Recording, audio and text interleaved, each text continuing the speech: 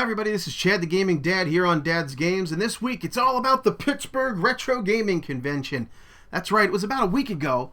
I headed out through the snow and all of the bad weather that they were forecasting to drive all the way to Pittsburgh. Now I'm in Ohio, it only took me about 2 hours, and honestly I got very, very lucky because that huge snowstorm that swept across all the way through and dumped everything on like Washington and stuff, just the tail end of that just hit Pittsburgh like about an hour before I got there. I didn't have any trouble driving in and no trouble driving home.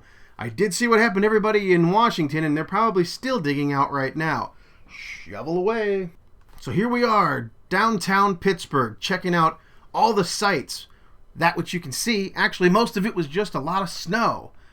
But no amount of snow is going to stop all of us gamers from getting to an awesome retro gaming convention like this. I had been to the one last year. We did a video about it last year as well.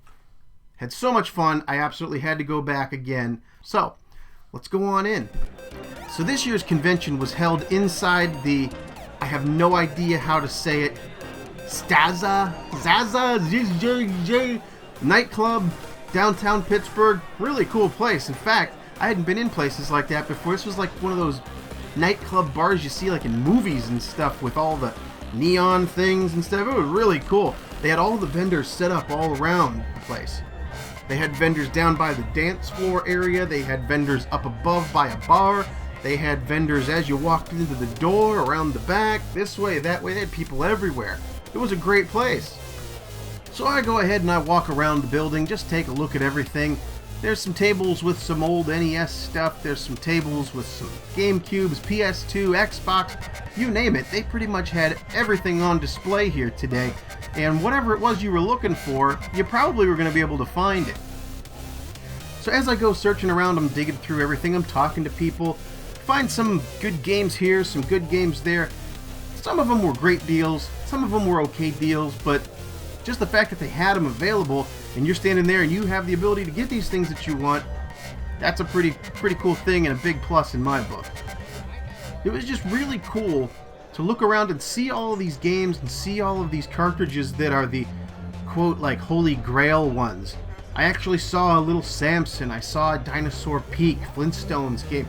These things were all very expensive, but there they are right in front of you. I mean, these are the ones that everybody talks about that are like impossible to find. And even though I'm never going to fork up $1,000 for a little Samson, pretty cool, honestly, to be able to look down and go, hey, there's one, that's the real thing. That's pretty cool. So once again this year, I wanted to make sure that I caught up with the guys from Pittsburgh Retro Gaming and sat down with them for a minute just to talk to them, see how things have been going, see what's on their mind. So let's check that out. So anyway, this is Chad the Gaming Dad here on Dad's Games. Once again out at the Pittsburgh Retro Gaming Convention with James and Maddie. Putting this thing on a little different than last year. Pretty cool. What are your thoughts? I mean, I like it. I like it. I haven't been in a building like this before, and it's pretty cool to come in, you know, and see all this crazy nightclub atmosphere. But a lot of games, a lot of good deals going on, and people having fun. That's, first of all. I saw the contest that you had a minute ago for the cosplay. That was very cool. I don't know. What else? You said you have a game that you guys are putting out? So today's the official release of Germ Squashers. So Germ Squashers is an arcade action game that we made in conjunction with the Children's Hospital marketing team. So it's released for Nintendo, Sega Genesis, iOS, Android, and PC. So the local sales are the first sales. So the first release was at the convention this morning. We're almost sold out. The online sales will start either later today when I get home or tomorrow when we get geared up.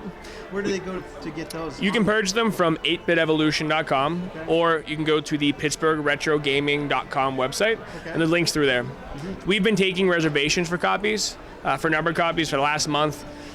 You know, people are ready to rock in line. They like seeing new games for old consoles. It's a fun two-player action game. It lends itself really well to the competitive, replayable, you know, fun in a living room with your friends kind of situation. Yeah, well, that's cool.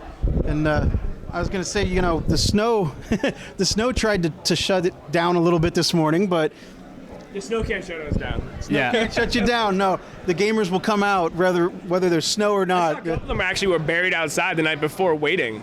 You know, they got to do what they got to do. It was either that or a homeless guy. I'm not sure. Someone making a snowpack man outside. They were just spinning their friend over and over. Well, I was saying that it's people who are super passionate about this are going to come regardless, and that's pretty much who showed up. Yeah, I saw everyone coming in wet and cold, rubbing their hands together to buy some games. You know, if you don't come a retro video game fan, you definitely leave as one. Yes. Absolutely. I mean, with all the games that are coming out, all the new ones, I've said it before, a lot of them wind up being, there's some good ones, but I've said it before, a lot of them wind up being the same thing over and over and over again. So whether you like new games, old games, you're just a gamer, period. You want to play stuff that's fun. Sure. I don't limit myself, and these guys here don't limit themselves to any one thing, So anybody out there, definitely, if you're not into retro, nothing wrong with that, man. Just play some old stuff, even if it's older than you are.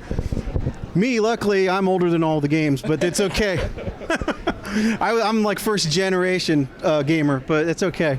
So, anything else you guys want to tell us about next year again? So we're going to start promotions for next year in about 2 months. Okay. We're now seeking out other venue opportunities. I think we're going to move it to October or November, just to avoid any potential inclement weather. Right. And rather than skipping, a whole other season or rounding it around, we might end up doing it end of 2016. Okay. Yeah. Cool.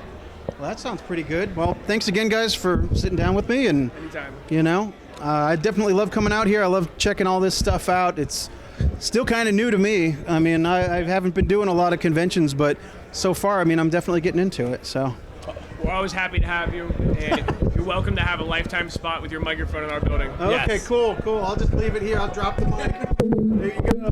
Done. Yeah, it's always a lot of fun when you get to sit down with those guys and just chat a little bit about how things are going, and that's going to be awesome that there may be a second Pittsburgh Retro Gaming Convention this year in 2016. Check the website, stay on their Facebook, because they promise once again to be even better, and this time they're going to try to make sure it's not when there's any snow on the ground, so that can be better for everybody. But hey, another convention, we'll take it, right? Let's go. So I shopped around, I found some things here, I found some things there. I even got my daughter, she's way into Minecraft. I mean, to say that she's obsessed with Minecraft isn't even stating it enough. This girl is Minecraft at this point, I believe. She's probably going to turn into a little blocky person one day, walk down the hall, and I'm going to be like...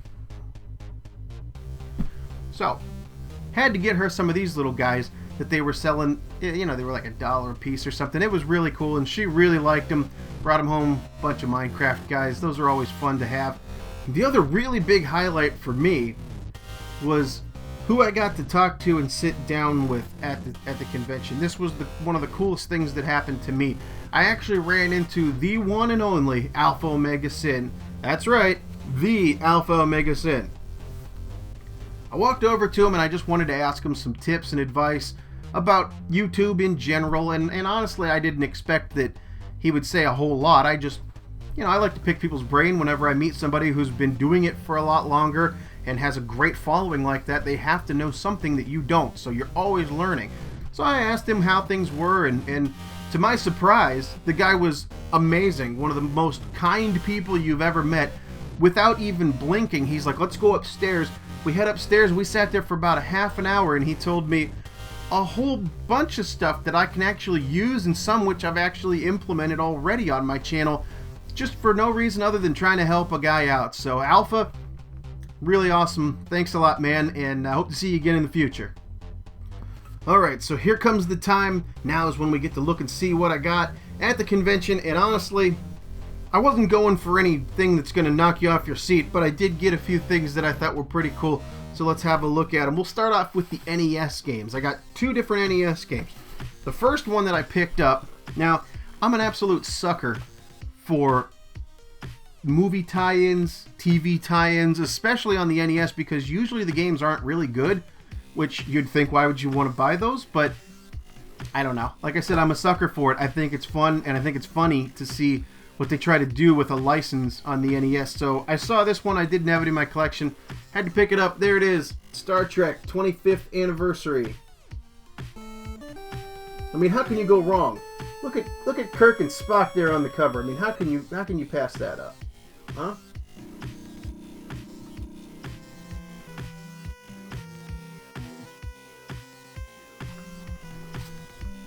The other one I grabbed was one that I like to play, and one that my daughter likes to play a lot. It's actually Paperboy 2. It's the second one. We both like to play the first Paperboy, and I honestly didn't even realize that there was a Paperboy 2. So I saw that sitting there, and I had to grab that one too. So okay, let's move on to the Nintendo 64. Saw this sitting there once again. Sucker for the TV and the movie tie-ins. It's South Park for the Nintendo 64. I didn't really know anything about this when I picked it up. It wasn't real expensive, but it's a first-person shooter. You throw snowballs at chickens and stuff, and I think you can even pee on the snowballs and throw those too. South Park, right? Absolutely. I wouldn't be surprised if there's some Mr. Hanky spottings later on. I haven't played it enough to know. The other two games that I got for the Nintendo 64, both at a pretty good price. Banjo-Kazooie, the very first one.